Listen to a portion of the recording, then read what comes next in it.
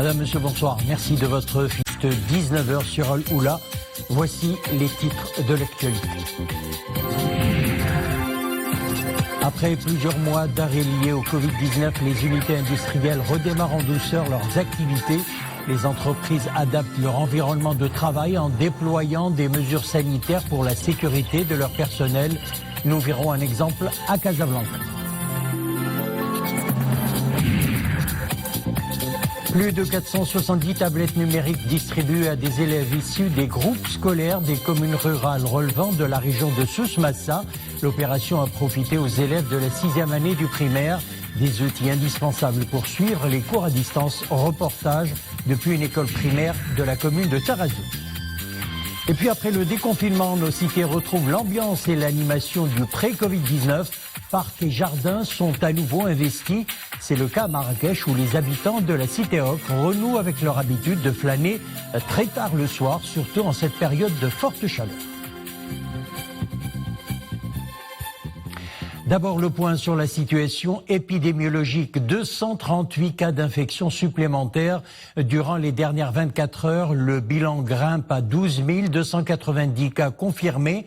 93 nouvelles guérisons ont été recensées, portant à 8 833 le bilan des rémissions.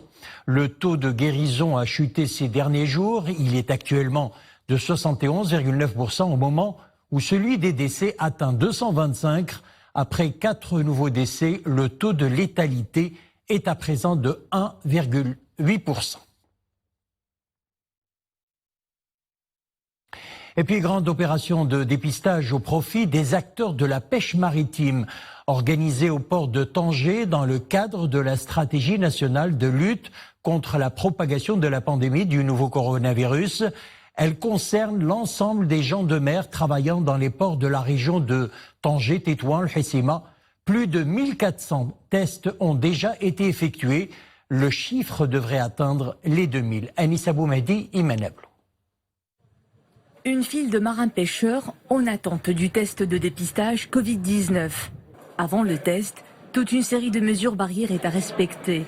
Il y va bien entendu de la santé des gens de la mer qui n'ont pas suspendu leur activité en temps de pandémie.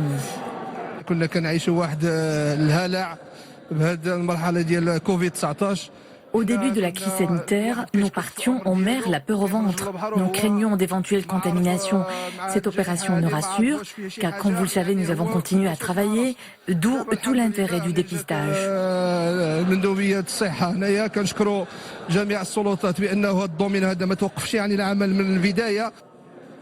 Un dépistage vital pour garantir la continuité du secteur et donc l'approvisionnement des marchés nationaux en poissons frais.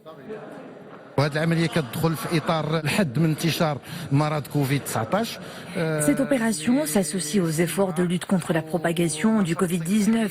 Il y va de la continuité de ce secteur vital. Le dépistage concerne plusieurs provinces du Nord comme Madiak, Tanger, Larache, le Hoceima et le port d'El Jebha. Cette opération bénéficie à toutes les filières du secteur, la pêche côtière, artisanale et en haute mer. Elle se déroule dans de bonnes conditions. Nous avons dépassé 1000 tests et il y en aura bien d'autres au niveau de la région.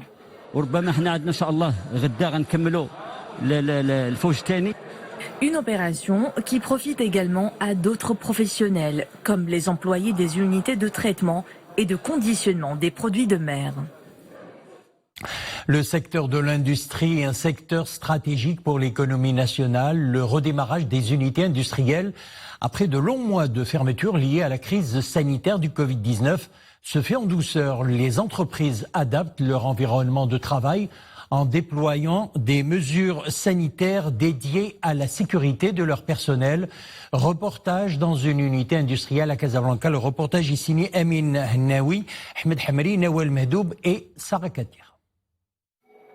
Quelle que soit leur taille ou leur activité, toutes les unités industrielles doivent assurer la protection de la santé de leurs employés grâce à un protocole sanitaire de prévention. Ici, dans cette unité industrielle à Casablanca, l'activité a certes repris après le confinement, mais la garde n'est pas pour autant baissée. On a mis le paquet sur les produits de désinfection et les masques. On a aussi limité la distance de sécurité entre les salariés. La préservation de leur santé est notre priorité. Le retour à la normale a nécessité la mise en œuvre des mesures de santé et de sécurité au travail, auxquelles les ressources et les moyens nécessaires ont été alloués, et ce afin d'éviter la contamination par la Covid-19. On a bien su gérer les temps pendant cette pandémie parce qu'on n'a pas arrêté de servir le marché. C'était une obligation morale aussi parce qu'on est acteur dans le domaine santé. On s'est bien organisé. Déjà, on a commencé par la sensibilisation, des formations au profit de notre personnel pour se protéger. C'est une obligation morale avant qu'elle soit légale aussi. Et après, on a instauré certaines mesures telles que, enfin, à part les mesures de distanciation, il y a des mesures aussi plus intelligentes du télétravail. Et là, c'est la reprise. Seul un respect rigoureux des protocoles sanitaires peut lutter contre l'apparition de clusters dans les milieux professionnels, une responsabilité partagée entre employés et employeurs. Et après 3 mois de fermeture, les salles, les clubs de sport réouvrent également leurs portes.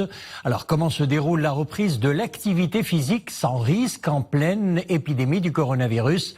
Quelles mesures sanitaires sont prises pour limiter les risques de contamination? Réponse dans ce reportage à Casablanca, Nawel Mehdoub, et on retrouve Sarah Kater.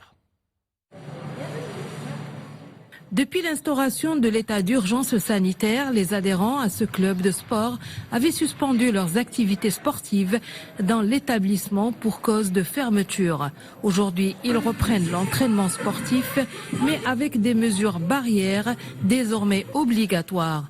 Il s'agit notamment du respect de la distanciation sociale, de la désinfection des mains, du matériel et des lieux, et ce afin de limiter les risques de propagation de la Covid-19. Avec le déconfinement, reprendre notre activité sportive dans le club est un réel plaisir, mais on doit toujours faire attention. Les mesures de sécurité, les panneaux de signalisation, la distance de sécurité entre les personnes, les gels sont disponibles partout, le contrôle à l'entrée, donc en fait en toute sécurité. Même avec l'adoption des gestes barrières, il a fallu réorganiser l'activité au sein du club. Les cours collectifs sont limités avec un nombre maximum de personnes et même les machines, elles ont été également réduites afin de garantir la distanciation entre les adhérents. On a adopté des mesures de protection très rigoureuses allant du nettoyage des machines et des surfaces de contact à la distanciation sociale en passant par la suppression des serviettes du club. On a certes réouvert nos portes, mais notre priorité reste la sauvegarde de la santé et de la sécurité des clients et des employés. Les mordus de sport peuvent ainsi reprendre leurs activités de musculation, cardio, yoga ou autres, mais la Covid-19 est toujours parmi nous et la vigilance doit rester de mise. L'opération touche à l'enseignement. Plus de 470 tablettes numériques ont été distribuées à des élèves issus des groupes scolaires des communes rurales relevant de la région de Souss Massa. L'opération portée par le ministère de l'Éducation nationale et l'UNICEF a profité aux élèves de la 6e année du primaire. Reportage depuis une école primaire de la commune de Tarazout, Hijb Tamek, Mohamed Amin Ammouri Fija et Mariam Missi. C'est une journée pas comme les autres pour ces écoliers. Ce matin, ils regagnent les bancs de l'école, non pas pour une reprise des cours, mais pour récupérer leur tout nouvel outil pédagogique, des tablettes numériques.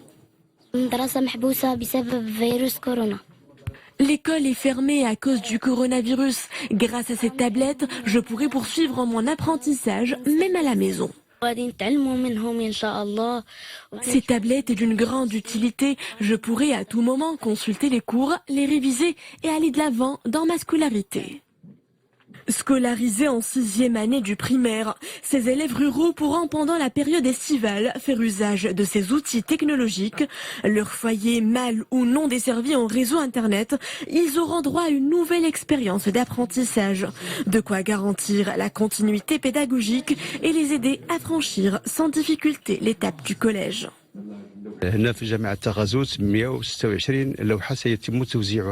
En consultant les ressources numériques intégrées sur ces tablettes, les élèves auront un accès facile à l'information et pourront avoir une idée claire sur les cours diffusés à la télé ou sur l'application Tilmitis, des contenus qu'ils n'ont pas eu l'occasion de suivre.